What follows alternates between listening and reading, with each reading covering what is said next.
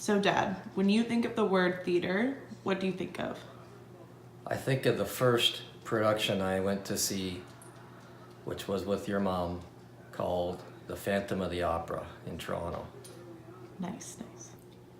Josh, when you hear the word theater, what do you think of? Well, as a sophisticated university graduate, I personally think of Shakespeare being an English major because of to be or not to be and all that other kind of stuff. Good. Sophia, when you hear the word theater, what do you think of? I think of people expressing themselves through like music and art, and like I just think of like happiness, like people are happy in the theater, and it's just like a fun time. Perfect. Mom, when you hear the word theater, what do you think of? I think of a big show of dressing up, a night out, something fancy, and like a treat. Perfect.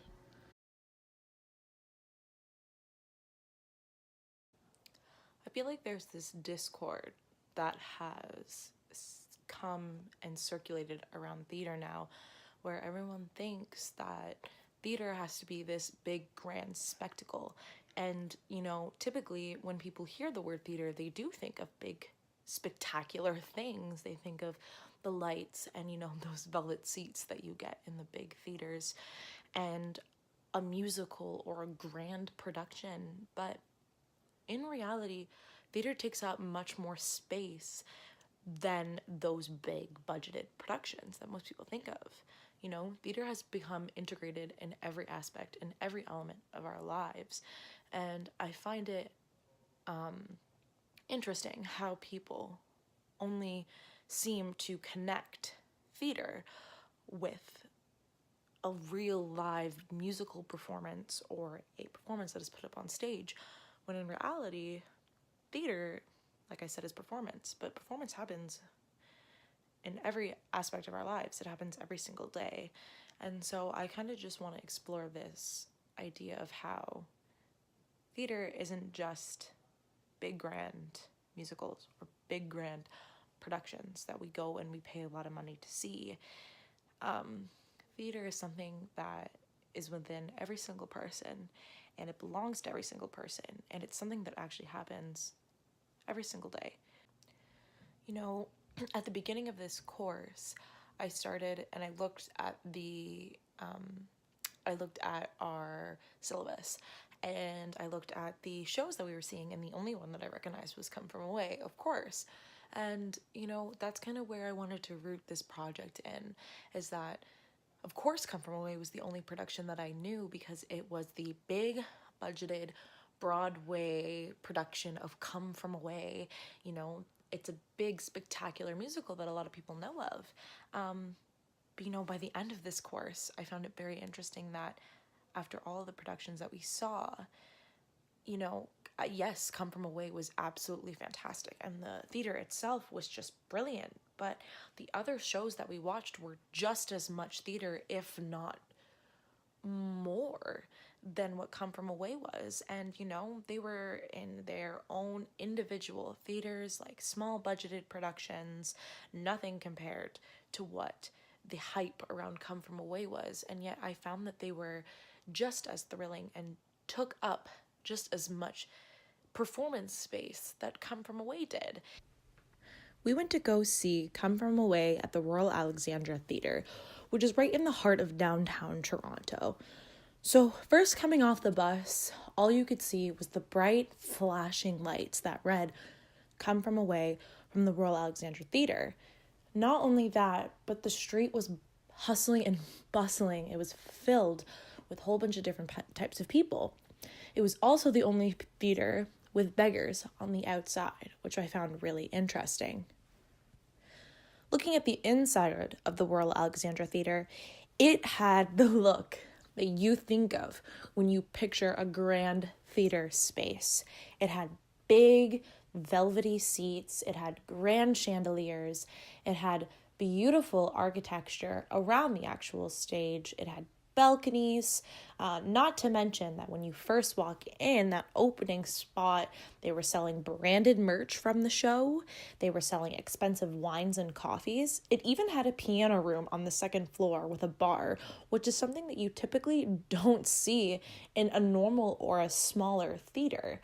All these elements that this theater had makes it take up so much more space than the other theaters that we attended throughout the year. Just the fact that this theater was in the heart of downtown Toronto shows that it's trying to compare to something like a Broadway theater that is in the Strip of New York. It wants to be surrounded by a whole bunch of different types of people. It wants to be recognized by a whole bunch of different type of people, and it wants to show that it is big and bright and well seen and well cultured, considering that it's in the heart of the city. You know, I read this article written by an artistic director, and she basically wrote her post about how when people think of theater, do you think of a musical or a play, or what exactly do you think of? And then she listed off all these genius and different types of theater and of what theater actually encompasses. And reading through it, there are so many different types of theaters than just what you think of a Broadway production or a big musical. She lists things such as experimental theater. So this type of theater is something that's process oriented rather than result driven. And there's something like applied theater, which applies to a specific social context. She even talks about something called a theatrical event, which basically is something that breaks out of the mold of a typical production, and it has to be something that encompasses performance or music or dance. But even this is something that we can consider theater. Another article that I read online called Theater Performance in Society basically is an article from the perspective of a whole bunch of different theater critics. They were asked specific questions on how theater and performance relate to our everyday society. And what I found really interesting about most of their responses was that a lot of them were saying things like theater is a form of expression that happens in the everyday, which is exactly what I'm trying to say. We did a Carter reading in this class, and Carter said that once performance happens, it's gone and we can't get it back. And I do agree with that point, but at the same time, I believe that because performance happens every single day and we do perform in our everyday lives, it doesn't just go away. It actually just repeats itself when people are performing out on the streets at their jobs and doing what they do. So it doesn't just go away. It doesn't just disappear. I believe that it actually just comes back in a circular motion.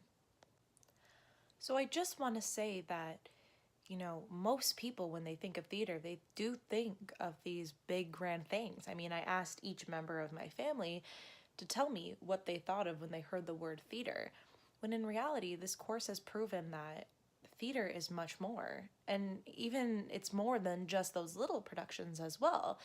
Theater is something that we see in the everyday life, in everything that we do. It's something that has become a part of how we live as people and how we react to other people and how we see other people. Because every day we go out into the world and we perform ourselves, we become a little mini theater ourselves. So not only does performance have to take up space in an actual theater, but it takes up space within each and every individual.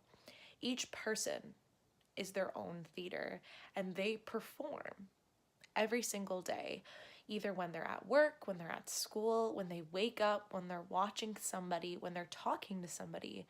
You are your own theater space. And I find that honestly extravagant, how each and every individual, every single day, leaves a mark on the performance world because they have a different performance every single day.